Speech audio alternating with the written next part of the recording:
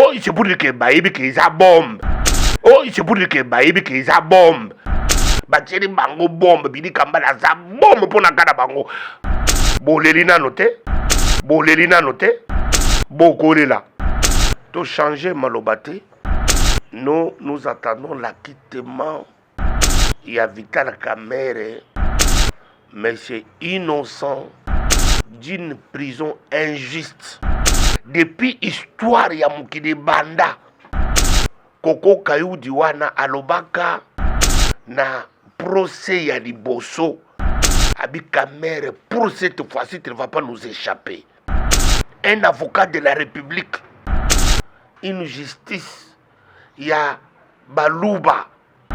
Ngai na côté de Melibino jusqu'à la fin. Bande konangai. Boshibo mona wapi na mokili. Procès au salema. Juge azana téléphone. Et salama na mokili nini. Nazolo banuna micro na yo. Okozongela kanga kana micro yo. Biloko nyonso badebi ya ba 13 ans, ba 10 années. Ezali maya moto itombaka elamba te. Bakosala yango ata eloko te. Oh. Okoyela nga micro na yo oyo na 6e mois. Il y a 2022. Prison ya Kamerhe kozala dans le passé. Que Vital Kamerhe mérite une prison quelconque. Il n'y a aucune preuve. Ah, on a tombé professeur Kaluba. Oui, bien que coup constitutionnel beaucoup tanaye. Naza na ye déjà na 2023 akomona kombo na nga na mesa na ye. Nazo yebisa ye ke Kaluba vanda kombo na ngai chatumba komona ngo na mesa na yo. Mais tango na nga okokoka kosala conspiration te puisque mvuye kozala kosala ya kosaka na kutu te. Nazo yela yo mabe makasi. Mais M. Kayudi, je m'adresse à vous, Kamerhe vous échapperez. Nous suspendons la participation de nos députés na Union Sacrée et puis na cash. INC eza lokolo IDPST. IDPS ande. IDPS ya mutu moko ala moki azana na kwe moko boye azana kanda azu kamera na ye akobi koloba na nkombo ya IDPS. Mutu nyonso na mokili ebike parti oyo efingaka bato na mokili kombo nango IDPS. Soko ningi mafinga bafinga tata na yo, bafinga mama na yo, bafinga bandeko na yo, IDPS bakofinga yo. Suivez Amadia TV. Amadia TV est une chaîne d'actualité générale. Vous aurez sur Amadia TV politique, économie, société, philanthropie, culture. Soyez branchés, c'est une chaîne de haut niveau pour vous informer de la manière très respectueuse et en suivant des normes journalistiques. Abonnez-vous massivement sur votre chaîne YouTube Amadia TV. Puissance ya liloba eleki ya lisasi bandeko nyonso obosili bakumalamu ya kolanda biso topesi bino mbote toye lisusu lelo kaka ndenge toyebisaka bino ke actualité oblige na ye mpona koprésenter bino vraiment situation oyo ezoleka na mboka boyebi ke honorable Vital Kamerhe Lwakanyingini Mwanking aza condamné na appel na 13 ans bien qu'il y a réduction de la peine par rapport au premier degré. Bien aillé, il faut confisquer selon l'arrêt, puis il y a soin libandate, tout ça. On va essayer maintenant de faire l'analyse complète depuis le procès, depuis que la mère publique tire comme à la place Tozali Oyoyo, et puis savoir encore, selon les doubles degrés de juridiction, s'il y a encore moyen, il y a encore interjeter encore appel na cassation, mais toutefois, on a Melbino, le chouchou de l'INC, lui c'est conseiller Tchatumba. Donc Bishop Tchatumba, au Penza, Nabi Kesobo Monier déjà, lui c'est que Mamwezawa. En tout cas, avec lui, tout ça l'effort, il y a Zala libre, il y a Koloba, et pour la vérité, parce que les vérités inédites, il faut bien l'élo, dans l'émission Oyo. Conseiller Tchatumba, bonjour. Bonjour, mais depuis 2 semaines, je suis déjà nommé SPL. Secrétaire politique national. Félicitations. En charge de culture, art et culte. Donc, le roi ministre de la culture na INC. Voilà. Ministre de la culture na Makamonyo Samodimo. ya UNC makambo nyonso ya molimo makambo ba artiste makambo ya culture mokonzi Vital Kamerhe napesi merci pour m'avoir honoré considéré me mettre en position wana pour ezala souste que o Chatumba boye. Donc ça fait depuis le 25 février 2012 on a une décision nalandaye tirelo je lui suis fidèle, je lui resterai fidèle jusqu'à la fin de mes jours sur la terre. Nakosale laye et puis INC et puis nasaleli mboko na ngai Congo dans la vision ya Vital Kamerhe. Voilà pourquoi je lui dis merci pour la marque de distinction wana ya kopositionner ngai po camérisme oyo na ndima oyo nazosalela tokenda ngo na mboka des générations futures bayebaka sur la terre il y a eu un passage d'un homme appelé Vital Kamerhe. Vital Kamerhe avait engendré baasi pe mibali baoyo basalela ye fidèlement. Alors yango j'ai préféré que ce qui est beaucoup mieux aujourd'hui, c'est être présenté comme secrétaire politique national en charge de culture, art et culte. Okay. Secrétaire politique national, SPEL. Félicitations pe na ndeko nanga Gabana o batie adjoint na yo. Ouais. Donc na monique ba bouger bino mais ce ko nga na ye wana lelo yo SPEL Chatumba.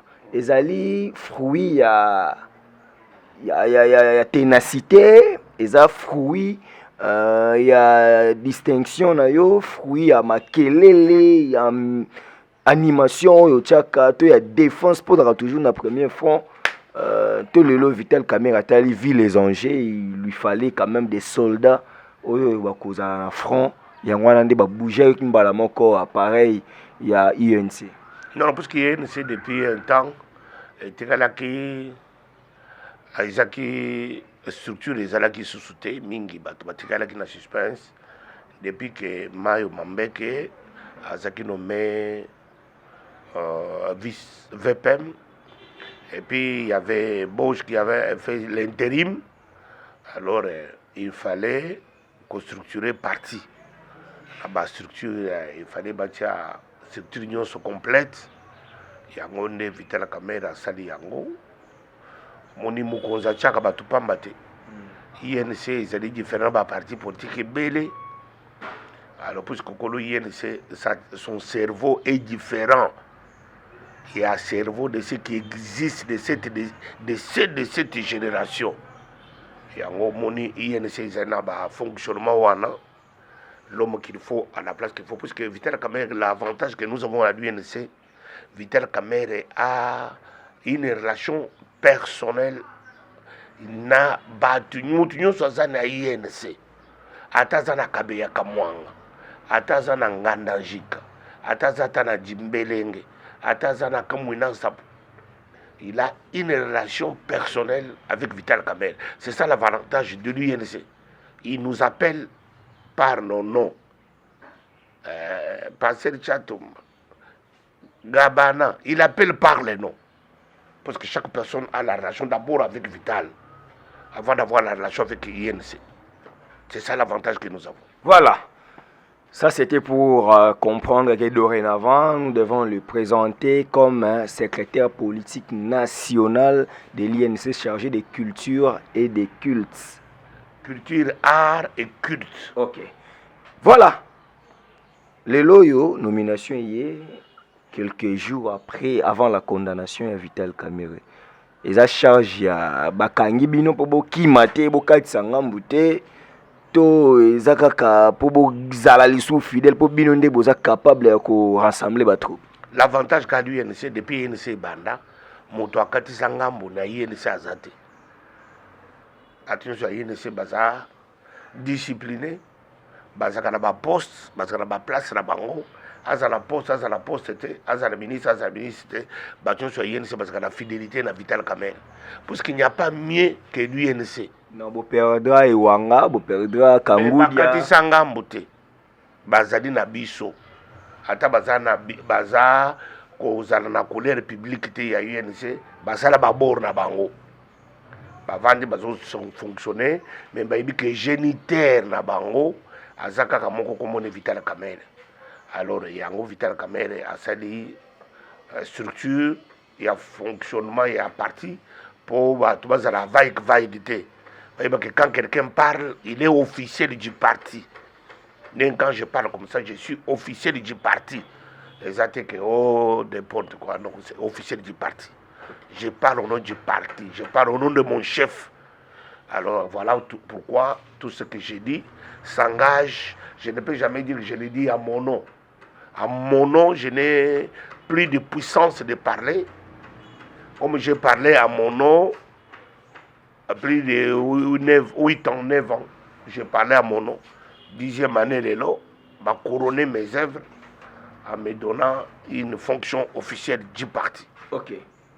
Voilà. SPL Tchatumba. Condamnation et Vital Kamerhe en appel. Vous s'entendez nango to bozela qui vraiment acquittement parce que bino so bando ba libérer mais c'est innocent mais toké na appel kuna na cour d'appel bango ba ko condamné à 13 ans. Tout changer malobate. Nous attendons l'acquittement. Il y a Vital Kamerhe, mais c'est innocent d'une prison injuste, de cette conspiration des 5 Kassaïens, Bavandi, M. Ilunga, juge, il appelle, il y a cour d'appel de la Gombe, où il y a Vandaki na téléphone à l'Itoyi, pendant que Batobazako Samba, il y a une instruction depuis que le monde existe. C'est comme un pasteur en train de prêcher, mais il a le téléphone dans son oreille.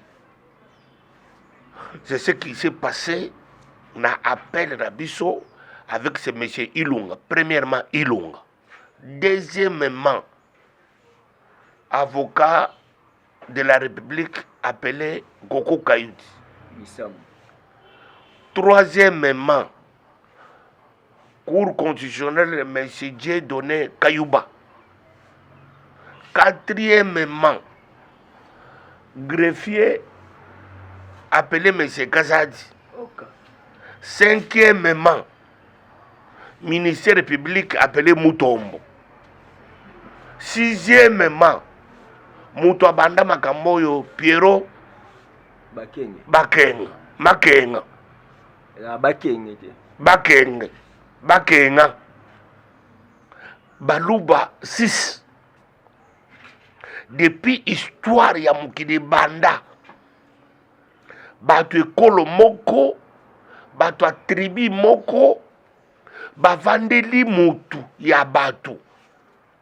Mutu a batu congolais ya solo, mais à origine na ye. Vital Kamerhe de l'Est. C'est ça ses origines. De l'Est, c'est ça ses origines. Na Walungu.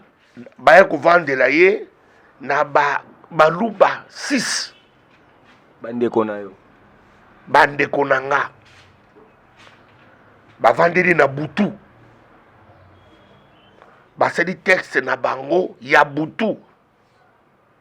Koko Kayudi wana alobaka na procès ya liboso. Abi Kamerhe, pour cette fois-ci, tu ne vas pas nous échapper. Quelle déclaration un avocat de la République qui menace en plein procès un accusé, un prévenu, que tu ne vas pas nous échapper. Ake Moussika, comme ils étaient déjà animés des intentions de nuire, Kamerhe a dit qu'il va foudroyer, incendier les Congo. Mais heureusement, le président Félix Tshisekedi a coupé ses réponses dans Goma. Alors que Vital Kamerhe, c'est un pacificateur. Une façon de répondre à M. Koko, que Vital Kamerhe n'est pas dans cette logique. Vital Kamerhe n'a jamais touché aux armes. Il ne toucherait jamais aux armes. Les armes que Vital Kamerhe utilise, c'est son stylo, sa feuille et son cerveau. Mais Vital Kamerhe a su Mamunduki pour attendre que Congolais. Il est parmi Congolais politiciens. Il y a des bossous, il y a Congo, il 40 ans, 30 ans de carrière. N'a pas Makila Congolais pour les intérêts politiciens. Mais Balouba wana 6. Il y a école Nangai. Bande Konanga Balouba, je m'adresse à vous. Tirons l'attention. Il y a ce que nous sommes en train de semer dans les corps du reste du pays. Nous sommes en train de tribaliser la justice, ethniser la justice. Une justice, il y a Balouba, na Baswahili, Toli Abango, Ngai na côté de Milibino jusqu'à la fin. Na kolingate ke batange la kabiso dans les générations futures, puisque les Camboya lelo et komami likolo mabanga. Que à une certaine époque, Balouba moko 6, batelemela mutu moko ya est, kombo ne Vital Kamerhe lwakani Nyiking, Koko Kayudi a telemi à la face du monde. Alors que dans les seconds premier degré, alors qu'il avait 2000 pièces de preuves. Je dis bien 2000 pièces, il y a ma preuve. Na premier degré. Tozeri du début à la fin. Tout le monde a Moïbi national. Comme on est Vital Kamerhe. Va prouver à la face du monde Moïbi, to Kangaye. Tout est singana di banga na mukingo. Tout zindissé na mai achola. Tozeli à la fin du procès. Monsieur Koko a payé preuve à ta mon côté. Que nazo bomba ba bombe. Parce que nazo cause la kelin to 20 ans. À ça l'appel était. À ça l'appel. Nazo monsieur Skoyo et longwe 2000 commis 2500 pièces de preuve. Na second degré. Toké na second degré. Batie procès na bango. Tomoni monsieur Koko abinisi ata preuve ata mon côté. Biso to bisi ba preuve na biso. Huissier de justice ya Matadi. Asadi constat. Asadi PV de constat. Huissier de justice ya Mwenedi Tumbujimai. Asadi PV de constat. Huissier de justice ya Katanga. Asadi PV de constat. Tokei na Lobito. Angola, huissier de justice na bango, a cedi PV de constat. Tokei na Dar es Salaam, huissier de justice na bango na mboka na bango, a cedi PV de constat. Tozongi na bato batinda kibiloko, ba société Carnot, basali PV na bango, batindi biloko ba réclamer mbongo na bango na gouvernement congolais. Lelo Tanzanie a payé déjà dans 30 jours à cause de la vente aux enchères. Bilo Congo na Lubumbashi, eza ko pola na mbujo ba l'exhibition banda ko musu c'est commis inutilisable. Tomoni 300 plus de 211 maisons déjà construites na Kanchach. Comment na Kanchach une société peut rentrer dans cette zone militaire? À Kende Kotonga banda kuyandenge wana sans un contrat avec l'État congolais. Bande konangai makamboyo tuibite ke uti wapi et ke wapi preuve exacte batelme la face du monde condamné par mes frères Kasaye bande konanga baluba na kananga place na botami na koleli nzele zate mai ezalaka te. Ville mobima na kana ngizakata na taxi ya jaune ti taxi ezalaka na ville bato batambolaka makolo bato balongwaka kana ngati kalamba mbuji plus de 500 km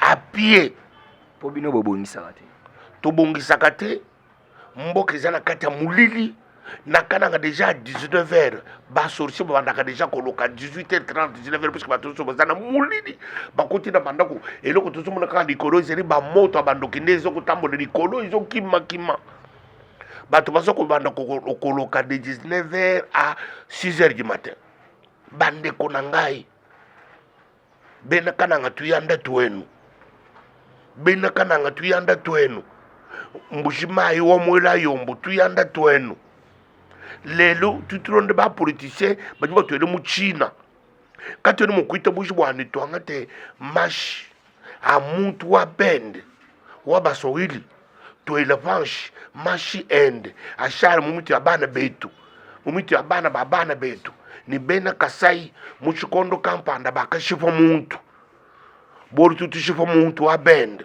twetu bena kasai bana betu tukango le mesu badi basubu wakutwele mu china batukebeli dikenga tukenga ni bana betu ni banyinka betu bakenga bwani twakashifa muntu wa bende wa bena est kombo ne vitala kamelo akanyinginyi okay bakame ni wakiba kimba tuleji bwibi bwende to mais nalingi natuna boye olobi na chiloba bato bayoki yo oexplike awa olobi sikasayen ils ont conspiré contre Vital Kamerhe, mais n'est-ce pas les avocats de Kamerhe bakitaka audience baréquise tribunal bazwi réponse à tribunal te bango moko déjà babelaki fuite en avance bokomi koloba o ndenge nini juge wana azokata biso maloba ezalaki te par manque de preuves nde baavocat babandonaki procès bapreuve na biso ezali public.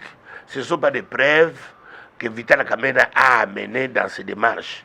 C'est l'État congolais qui a fait le constat. C'est l'État congolais et les autres États indépendants étrangers qui, dans leur pot, entreposage commence à coûter cher au trésor public des États. Ce n'est pas Vital Kamerhe. Bango baluka qui preuve, topesi bango preuve. Et tout le monde audience, monsieur wana, monsieur Ilung, avant de na téléphone nazali koloba kozwa injonction depuis soir il y a procès bandi na mokina communauté en plein procès un procureur azali juge un juge azali na téléphone na litoi azali koza na litoi na téléphone etikala komona na te pe kosalema te mais tout le monde yango nde baavocat na biso baponaki que inutile ces gens c'est déjà une conspiration ils ont déjà décidé de tuer quelqu'un tokokotela makambo na bango to réquiser juge oyo to réquiser yango tokovanda na bango te tobimi libanda yango nde esalamaki bandeko na ngai bosi bomona wapi na mokili procès osalema juge aza na téléphone et salama na mokili nini. Mais politique à chaise vide foot à rater et quand vous quittez la salle vous quittez l'audience et bango bazui mamo condamnation par défaut. Mais bah c'est yango de tomoni condamnation par défaut parce que c'est sur base de quoi bakende de 20 ans de Vital Kamerhe jusqu'à 13 ans.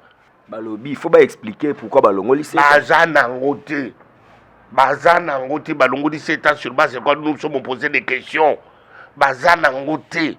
Sur base de quoi? Mais qu'est-ce qui fait que Jamal a quitté la 6? Yango toujours tout na bango. Parce que na poste ba bimisa Jamal. Loko na ba bimisa que déjà batu so bazana procès wana. Ba dinga ba bimisa Jamal abima pe di banda.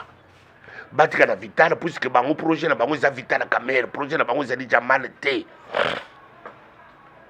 Projet na bango za Vital Kamerhe akufaka na boloko. Akanga makingo, atenga mambanga, akoma paralysé.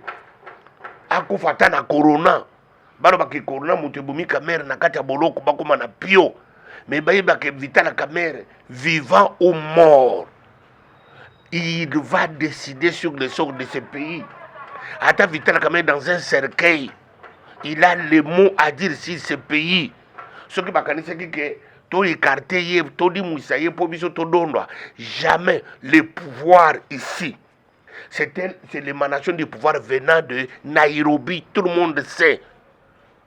C'est un pouvoir venant de Nairobi. Mais vous avez séché, vos élus ne sont pas allés à la réunion de l'Union sacrée, lobby na Fleuve Congo Hotel. Déjà, c'est que vous combattiez déjà l'Union sacrée, vous sacrifiez les cash. Nagoya na déclaration CG, mais na zongi na nukaka awawa. Na ligne na to vanda na procès pour na na politique moi sima pour na bi ke bino gouvernement na bino ya INC boye déjà moto trop. Mais na zonga no kana procès. Vital Kamerhe a robimata réservation libanda. Vital Kamerhe 10 ans inéligibilité après 13 ans. Vital Kamerhe eloni subaloba ki bakanga ba bien eza awa na eza na étranger.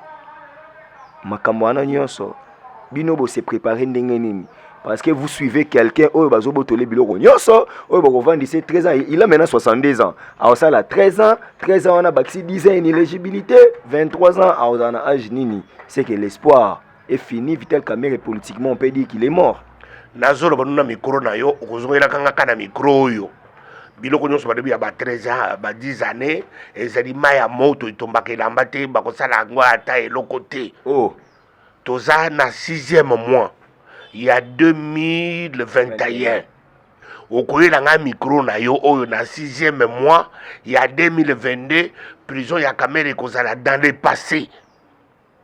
Je parle ici na micro na yo en tant que nzambe nazoyi biso na mikuro na yo makambo ya Ilunga, makambo ya Kayudi, makambo ya Kaluba, makambo ya Kazaji, makambo ya Mutombo, makambo ya Bakenga ezali conspiration ekosimbaka na peuple congolais te ni na bakoko na biso ni bayeba kufa baza deja na nse ya mabele bakondima te un innocent akufa puisque Kayudi, puisque Ilunga, puisque Bakenga, Mutombo, Kazaji, Kaluba, Mbasombe, Bato, Basambombo, Bamoyu Mubi, Bamuchima wa Mubi, Benaka Binji.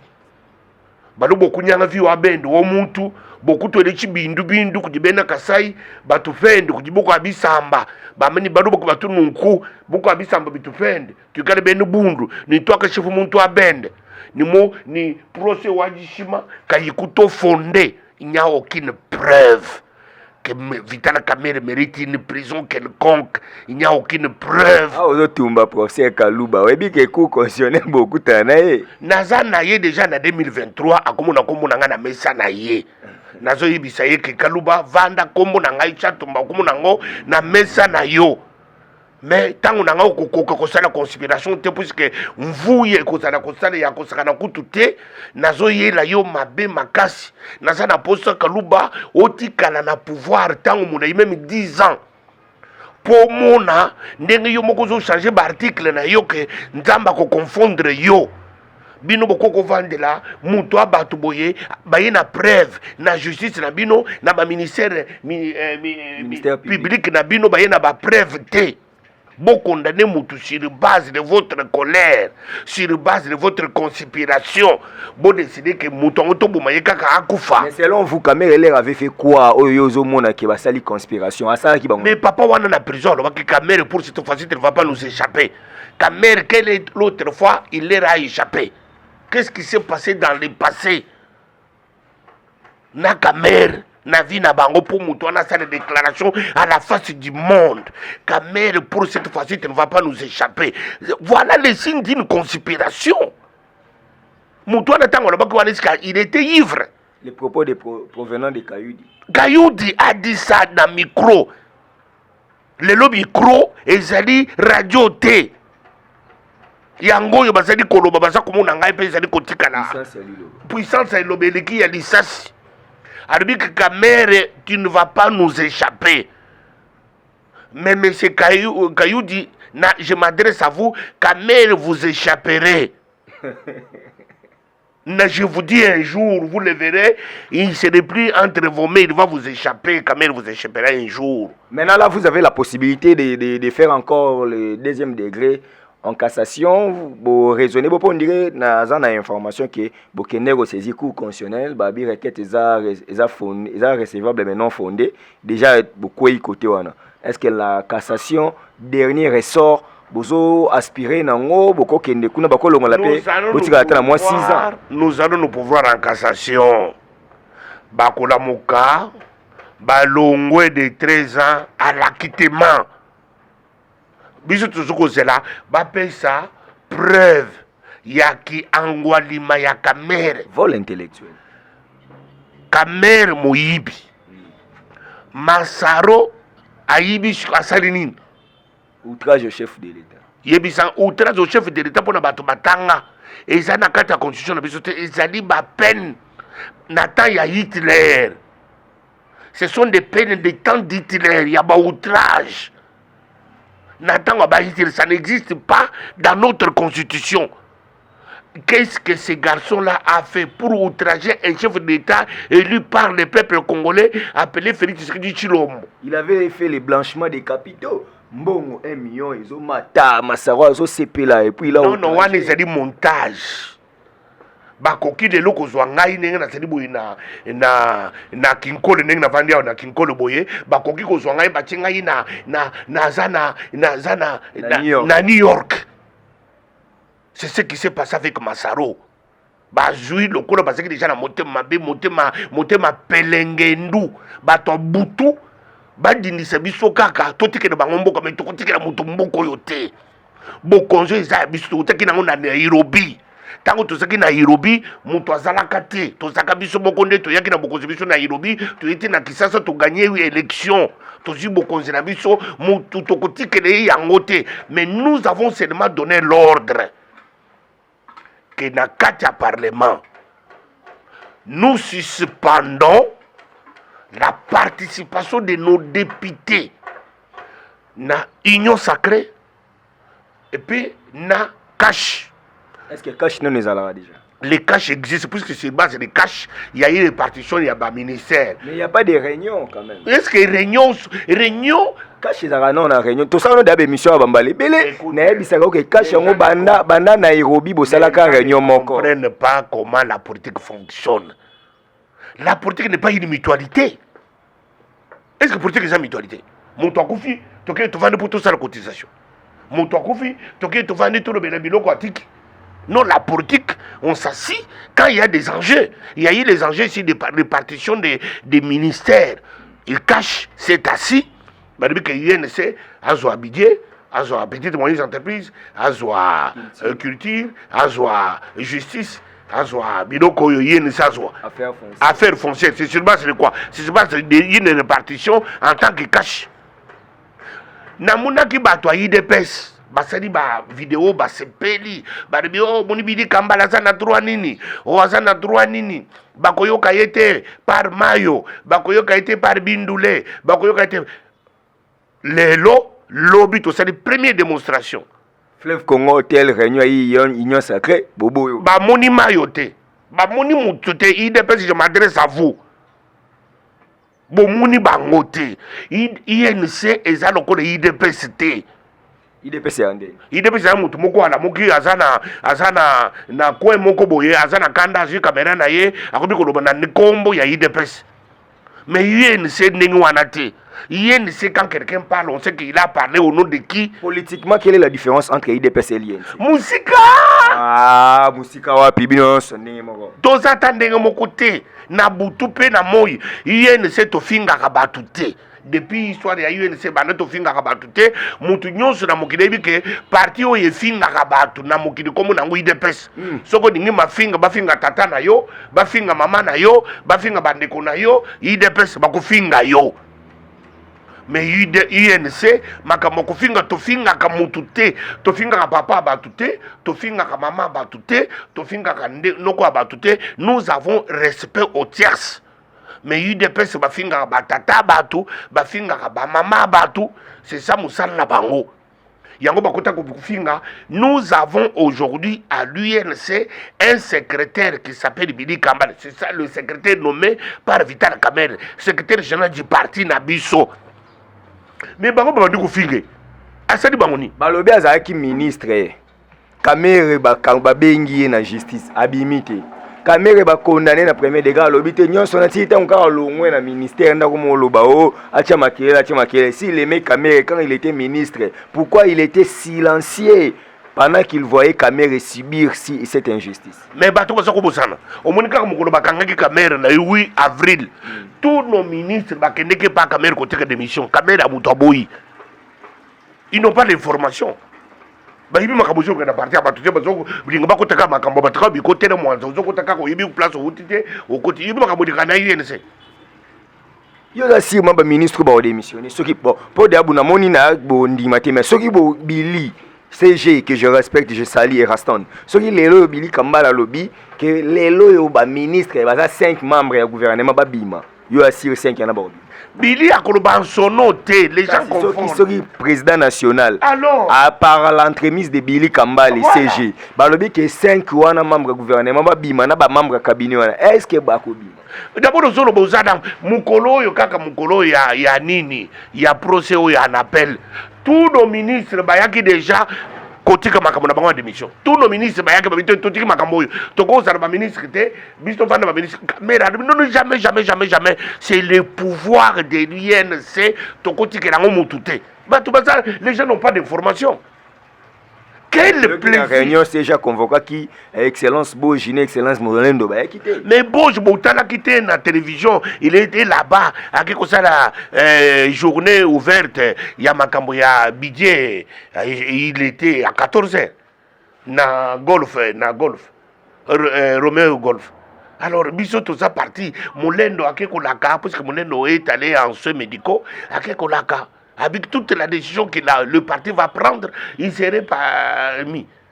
Il ne sait pas que le parti va partir il ne sait pas que puis parti wana bande ko finga président de la République a bengi CG na bango a sololi na bibotika ko finga ba président batu CG na bango pa na matinée politique ba parlementaire debout botika ko finga ba président batu ba sale quand même malam. Est-ce que batika et pas na bango soko mo que botika ringo bo sala. C'est comme ça qu'il dépêche. Moi, j'ai grandi où? Moi, j'ai grandi à du dépêche. C'est que pour mon finga. Oh! Kuna na biso ko balobi il dépêche ko balobi ke bo finga te, et dingo bo finga. Bo beta te, et dingo bo beta. Yo boni dépêche tike ba yi ko finga secrétaire na biso général. Est-ce que c'est asa secrétaire na bangote? Asa secrétaire na biso. Asa la mukuse, asa la mwana muke. Ya asa ya biso to dingi kaka ninga za. Alors termino danine bosala makambo biso tokipa makambo secrétaire na bino secrétaire na bino Kabuya tellement qu'à la face du monde Kabuya lobi ke Kamere Vital aza na prison te pour Kayibi mais là pour na FCC exact FCC ce qu'on appelle c'est quoi on appelle FCC azali est-ce que FCC azali FCC Kabila lobaki FCC beaucoup te sur na makambo to vanda na bandako tozana ba mbongo ebele todi yango nano muke diminuer tokamba ba moto na biso na bakenge bino nyonso batubokele ko sala bilanga lelo FCC ministre nyonso ex ministre FCC nyonso sala bilanga samedi vendredi soir batu FCC bakende ki bilanga batiki na bango makambo politique bakende ki bilanga sikoyo yebisanga ibolo bakike eza FCC te. Si vous avez des cash dans le pouvoir, mais Vital quand même la prison à Salanine. Mais c'est Kabouya, secrétaire général de l'UDPS, je te pose la question. Ce qu'on peut une réponse, merci. FCC Zate. FCC comme on a bilanga. Bakomi ba fermier, bakomi ba agronome, ba agriculteur, bakomi ba sapatomboula, bakeko sa bilanga. FCC. Bazongi ma belle retour, retroussons les manches, retour à la terre.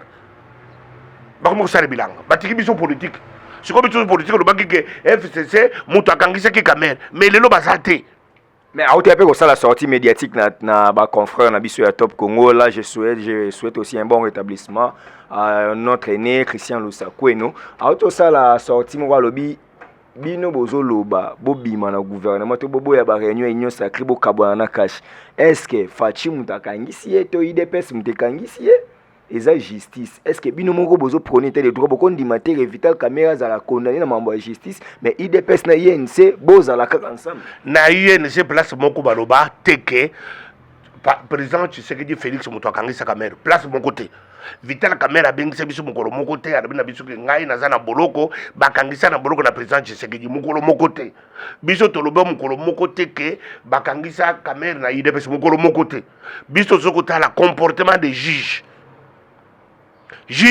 pas en plein procès aza na téléphone na ditoi na applaudissement de l'UDPS UDPS azali kobina azali komela masanga mutu wana azali alie na bino aza na pasi bana ne bavandi bazoni bino bozomela masanga papa na bango aza na pasi bakoloba nini isiko kabuya tango atelemaki babetaki mfimbu te tosengeki kabuya yango te atelemiki INC nakoyebisa bino nayebi makambo ebele siko makambo ebele kabuya wana ayeba na motema na etilo yebisi biso te eza nini nayebi makambo ebele kamera aza na boloko nayibi makambo ebele eza te pusi kamera ayibi nayibi makambo ebele siko eza nini makambo ebele kabuya ayebi ti lelo ayebisi biso yango te eza nini makambo ebele siko bango UDPS bazokomela champagne mpona nini soki bazolobaka kamera bayebi likambo ya kamera te pourquoi UDPS azali kosepela et puis soko te na République démocratique du Congo mobimba bato baza kosepela na arrestation ya Vital Kamerhe na prison eza kaka bandeko na ngai ya baluba bandeko na ngai baluba bandeko na ngai tata na ngai akufi aboya ngai mama na ngai akufi aboya ngai bango nyonso Kamerhe ayibi toza na preuve combien de gens beaucoup ça na yifu boye osaka l'unique mutu l'unique muluba oya zeli ko ba Kamerhe ayibi te biso tu baluba to ni Kamerhe ayibi na bo ko Kamerhe ayibi eza procès pénal bo pe sa preuve ayibi kaka sikoyo lokola basa bato amayele baluba oza na mayele bele kaluba oyo alinete wana ya pembe kaluba le premier président cour constitutionnelle ayi wana ya pembe ya balinete ya kitoko wana alobi boye détournement intellectuel depuis makambo ibanda na tomona détournement intellectuel te na jargon pénal na biso congolais aza doctrinaire ah voilà lokola créé une expression to saluer mais il nous a pas démontré monsieur procureur monsieur procureur il est maintenant président de la cour président de la cour constitutionnelle monsieur président de la cour constitutionnelle détournement intellectuel ça n'existe nulle part na ba mindele ba sekibiso balinga baso professeur na Sorbonne okene zo professeur kuna te bamnoko okebisa bana mindele na ba expression ya ba congolais ya ba kanda ba congolais utilemba utinga ba umateke na wewa peso kanda mbala moko kumi na ville au crier terme Bishop Chatumba lelo yo CG Billy Kambale asangisaki bandeko nyonso mais déjà choix na batebele ba critiquer yango Babi Kambale est trop fort dans la mobilisation, dans l'implantation, chaud. Mais comment déjà bazo contester secrétaire général Yassika Bongo pour dire qu'il a sans chaud. Il a ya tamoko o ya contester bidi atamoko. Ma confrère na ngebele ba tweeter bazo moko Gérard Elenga journaliste. Mais ce qui est un journaliste, makambo na biso yene c'est-à-dire mais aza pe ko look information. Ça pas analyse na. Non, il t'a dit asala ki journalisme na yekuna teke vidi kambata biso yene serbi tout ça ba journalisme Amisi Makutano alobi bo Amisi ya IDPS a comment na Facebook abi décision moko infantile plutôt décision moko sous agitation ça c'est de la matière politique vice-président Ligue des jeunes à IDPS est-ce que tali biso makambo IDPS to yiba kango comment makambo na biso makambo na biso IDPS et tali binote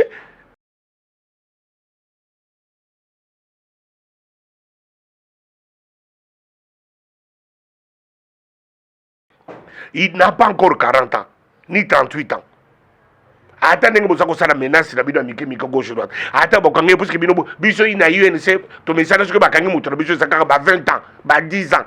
Attends bidi kamba de botie 20 ans, akokisa 50 ans. Et c'est ngungi na zoli ya Lyon. Ils ont népotisme parce que bandeko bazo koma babi, ils ont dirait népotisme bozui conséquence ya la politique ya bandeko.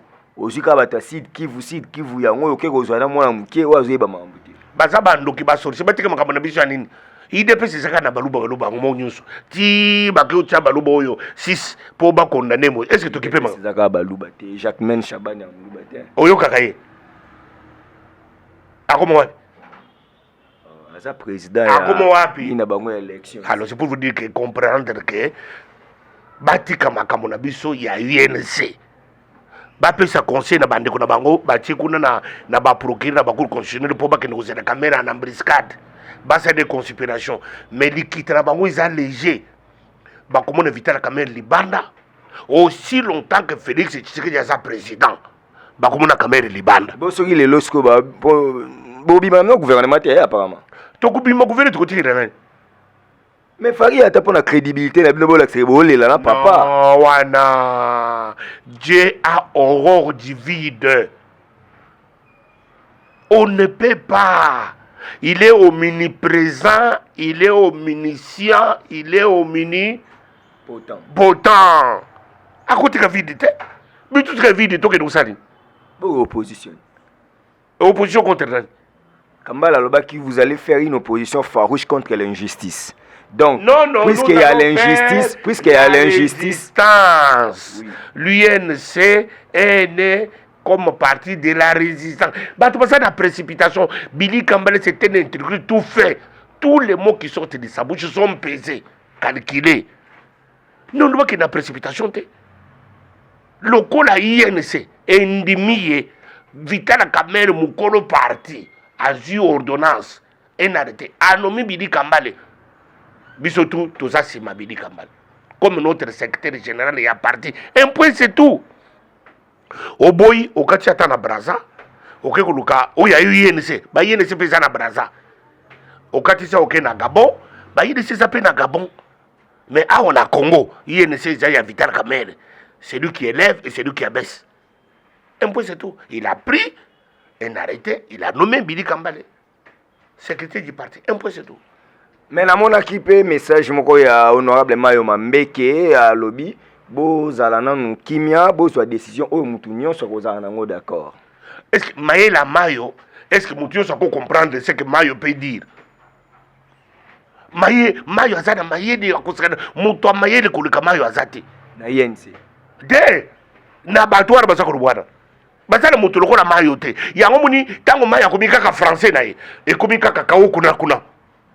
Oh Mayo boy, mais ce qui Mayo, alors qui français au bango soka disa yango, mais baké kuna ba député bakité pourquoi? Pourquoi Mayo a quitté? Mayo a muto ba français belé. Et ça na muto dirigeant bidje lokola Mayo te. Maye lirike belé. Après tika ke loko boye, bango kuna Mayo anobi. Mais mukolo baké na réunion ba député Mayo azate. Bindula ça qu'on a chef de l'état na biso chef de l'état bito ça n'est kaka moko Tshisekedi Félix Tshilombo akikona kuluka kimia ya Congo albike ya kokufu pona kimia ya Congo akikuluka kimia même balo on dirait na est mambo salamité pour la condamnation Kamerhe ne toyeba ki ba pine ba nini est-ce que yo keneki na walungu yo keneki na Bukavu yo keneki na Goma na ba correspondant kuna on tuna bango lisusu ko ça la président ko ni ma présenter ce que ba nimino ba ino na noté. Ah, est-ce que vous projetez ma marche? Vous voyez que Covid, il rassemblement de plus de 20 personnes. Beaucoup de ça, la contestation. Tu peux le calendrier action. Calendrier action, tu m'as dit. Tu as apprécié. Tu as calendrier, il y a action, il y a grave. Mais pression est beau ça là. Est-ce que vous avez une pression ou est-ce que vous avez résultat? Mais ceux qui bandent, c'est comme 20, comme 13. C'est de quoi? Pourquoi vous vendez tranquillité? Mais que tu maintenir, non, et ça se souvient, tu vas comme 28.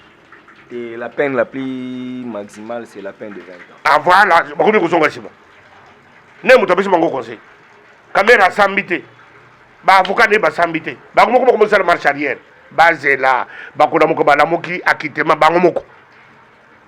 Et que ça l'a sonné à minuit, Basal Makamana Boutou, Bato Boutou. Tala, Bato, c'est que Makadi Saboutou, Basal Makamana Boutou pour la Covid, c'est vieux Yabato. C'est que Bato va le dans un procès politique, bah, la raison. Et ça, est-ce que Congolais, les lots, à Kobo et Soussou, Makamé, les politiques, il faut ça la planète, Moussou. Et quand la PG n'a pas Baébika qui est bombier, nous peut-être. Non, il faut à Moutou. J'ai à Moutou, qu'on a famille à Moutou, Kozo Massaro, prison, Kozo Maman ami d'Achatir, qu'on exhibé dans le monde entier. Qu'on bana babotami, qu'on toute une famille, qu'on j'étais une opprobre sur une famille, qu'on benga bango ba famille ya ba fakwa, qu'on banda ko finga bango, qu'on ba famille ya bango lima, pour na makambo ba salité. Mais quand on parlait de la clameur publique, il y a des médicaments, totikalaka na ba maison préfabriquée mamba ba soti muto na ba msu aneke ke nene mikono ko tona bato IDPS ne ba yebi boyo bo cha IDPS na makambo ndeni mais tozo na ndenge bazobina te bazokobina bazokomela champagne na ba télévision pour na passe ya moninga. La Bible dit même si ton ennemi a faim, donne-lui à manger. Même s'il a soif, donne-lui à boire. En faisant ainsi, ce sont des charbons ardents que tu amasses sur sa tête. Ton ennemi. Et la Bible dit, même s'il a perdu la crainte de l'Éternel, mais il mérite la compassion de ses frères. Mais bino motema na bino bozana ngoza motema ya dibanga kamera sale bino nini puisque soki toki kamera aibi mo IDPS ça bon IDPS ça bon protéger pouvoir nini ya mukonzi a ute pa na bango mukonzi ya bute bango vidéo izo circuler oya mukonzi na biso Tshisekedi Félix a cette déclaration na Nairobi bango bazo mona ngote na moni Peter Kasa direct na sima na moni François Mwambazaki na sima. Bato abaye de IDPS. Pourquoi Peter Kasa dit makambo ya tiaka mutute? Pourquoi François Mamba tiaka mutute? Puisque bayebi ke makambo yo tebi place uta. Bongo pasi na yo pasi na ngai. Ah donc voilà, est-ce que bazalaka? Vital Kamerhe, Moïse Katumbi, Félix Tshisekedi. Est-ce que bazalaka? Kabuya zalaka. Ba parlementaire de Bouba zalaka. Bakasi la motema na moke mutu lokole Tshisekedi Félix il peut tenir Vital Kamerhe bakosi il dépend ça nazo bisebino information bozala nange Tshisekedi Félix ne peut jamais tenir Vital Kamerhe. Oh, je répète encore pour IDPS que bozo kate IDPS Tshisekedi Félix il ne trahirait jamais Vital Kamerhe. il fera quoi alors? Je répète encore puisque IDPS bozana kidiba Tshisekedi Félix akotreyaka Vital Kamerhe mukolo moko te. Bana batu babena kasai ba IDPS bena kasai yino ambidi nungwe Tshisekedi Félix wachilombo na shemu sangu mweto kabaka jila kamera majangito kabaka jila kamera majangito Tshisekedi wachilombo kabaka jila kamera majangito njino ambila intelligent. Voilà. Tozo chité émission na biso na suka on a vraiment compris nazo linga mikolo to mesa na benge bon secrétaire politique national il y a UNC to mesa na Bishop Chatumba conseiller Chatumba politique national. Voilà, secrétaire politique national to citer une émission lelo. Maintenant une dernière question na makambo nyonso moral à Vital Kamerhe ezandenge nini? Est-ce que ba bien wana lelo yo ezo mériter ba kanga yango to batika biloko na ye basukaka na oza penal? Est-ce que Vital Kamerhe kana posa biloko? Vital Kamerhe azana passe ya Congo na Congolais. Est-ce que kana posa biloko nini? Bandako bozo na bino. D'abord na biso biloko asaka locataire. Vital Kamerhe azana ndako. Vital azana ndako. Mongo ya nsele. Dans ce lupango kuna ya nsele nakati ya zamba. Est-ce que ça lupango ya kemotabe ka ya sakana lupango? Bato basana mapango na ma campagne na ba pigeon. Je peux te vendre na Kinkole, omoni niveau palo ozana. Na Kinkole place na vendre yao. Alors vous sentir que na zana kati ya Kinkole. Alors si vous dites que Vital Kamerhe aza voisin na ngaya wa. Okati shawa Kinkole. Kati ma nsele. Aza nazo pesa mbote na ba travers na Kinkole tala malili bazamba nini zo betangai. Alors sikoyo yoke ne kuvana Kinkole sike ba bike juge kende ko zo lupango ya Kinkole. Ba nyoke kubimela yokuna na ba magoro do kukimata. Ya bango basa ko kadisha lupango izana ma campagne na Gombe po bakende kuzwa. Mais boke ne kuna na nsede kuna na mai bokuti ba mai bokuti bangado bimaka na ba mai wana ba koria o likolo oko comprendre que kuna ba matana bato wana ya Isaac. Mais soki bato ekufi bokusoma mususu. Bo bando kokota nini po boke ne pana kuna eza mai eza zamba. Bishop Chatumba, ce secrétaire politique national SPN. Ah naye. Faut comprendre et ya muke na comprendre les émissions mon salara bu créer mo polémique mo boina ndekono mo ya INC fédéral boy walo baka ke na France yo za na poste été enfin caméra yo ka kolela abenga bino achesa bino na sebo tika ko swana lelo a valoriser caméra za na ba démarche wana zaki moto ali yaki fufu na ebele au taki prière nayebi peti nango nasambelaka makasi autaki priere ya makasi tellement ke aza moto ya mabondeli lokola abetaki bademo na kati ya zamba bademo baretour eye apesiki bilobela ezaka biongo wana peti na ngai lokola bademo abetaki bademo trop na aza moto ya bapriere Cénacle des pasteurs. Yoka déjà bama. Yebisa ngai. Mais ça il a bien quand même bosambela pour la caméra. Ça c'est une très bonne chose. Nous sommes arrivés à la fin de cette émission. Un message na ba Congomani tout au bazolanda biso. Bana Congo surtout bande konanga nyonso bo fungola misu. Ba politicien musana mangu ko sabato. Ba ko sibino bato akase be kuvana sibino na kidiba. Na kasai mai ezakate, courant ezalakate, fufu ezalakate, bato na kasai batambola kana makolo. Ba ko sibino te voiture jaune na kasai ezalakate. Kasai ezakana nzela te, ezakana nzela. Sala nzela au Uganda futi mwa banyongo ya ndenge to gagner na procès. Nzela moko ebanda na kana ngati ba côté Sud Kivu. Ebanda totala. Tozana posa ko mona kenda Uganda mo. Mais Fachi azaya biso. Fachi azozo ko bonenda ba congolais. Et merci, nous avons la nuit et jour pour la présidente Ngai Fachi. Nous l'avons voté. Beaucoup de bimante, beaucoup d'opposition, otalara, otapoto, yakin, obando vanda suna kin chômeur, on est beaucoup. Premier acte, biso tozo qui paye le côté pouvoir des abisso. C'est notre pouvoir depuis Nairobi. Ça il faut congolais aille bango. C'est le pouvoir depuis Nairobi. Et Zawana jusqu'à 2028. Et ça pouvoir est à Nairobi. Il faut changer. Est-ce que mon cop na 2023 va postuler Koufi hein? Toza na cop na mutute pouvoir ezali Nairobi 2018 19 jusqu'à 2028. C'est un point, c'est tout. OK. Tosilicia. Merci. Ezalaki Nekonabiso Chatumba ou azali secrétaire politique national ya INC chargé à culture, art et culte. Donc azawana ceux qui déjà les loba kotina pour ne bazawana ceux qui basali remaniement et que ba na besoin yen sa zo ministre ya culture et art c'est que ozalaye normalement na ba politique ya solo ezala bongo na ba parti politique ba tipesa déjà ba fonction ezola kisake na gouvernement ozala boy mais malheureusement comme na era gouvernement na batiki ba zu mutu mo ba yeba kite ba chewana. Espérons que ozala ka anate félicitations lisusu na nomination ana. Et merci Pena Vital Kamere pour reconnaître les combats de cet homme que j'ai toujours vanté parce qu'il était en Europe, on a fait des duplex, on a fait des choses. Il a défendu Kamere en chair et en os et aujourd'hui il est quand même payé, il est reconnu dans la fonction. On a même Yannick Stopira, Moutouna a vraiment on a 8 postes et kilos. Et ça lit bien. Merci à Odette Salamégan depuis Switzerland. Merci à Mémé Sifa depuis Canada. Il y a José Moulumba, les Bogards de Birmingham. Il y a José Moulumba depuis la Grande-Bretagne, mon vieux. Merci à Francine Gembe. Merci à Junior Amadja. Franck Stemaï Dissouka. Merci à tout le monde qui ne cesse de nous soutenir. Père Louis-Marie de Jésus, merci. Merci à Starly Lima qui a réalisé cette émission. Merci à tout le monde au Bolandi Bisoka, tout le peuple congolais. Mibundela, poso mibundelité, mtabundelo azate. Donc puissance ya liloba, eleki ya lisasi. Tokuta nimbala ya sima. Suivez Amadja TV. Amadja TV est une chaîne d'actualité générale. Vous aurez sur Amadja TV politique,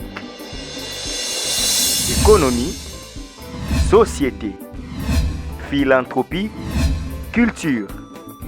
Soyez branchés, c'est une chaîne de haut niveau pour vous informer de la manière très respectueuse et en suivant des normes journalistiques. Abonnez-vous massivement sur votre chaîne YouTube Amadja TV.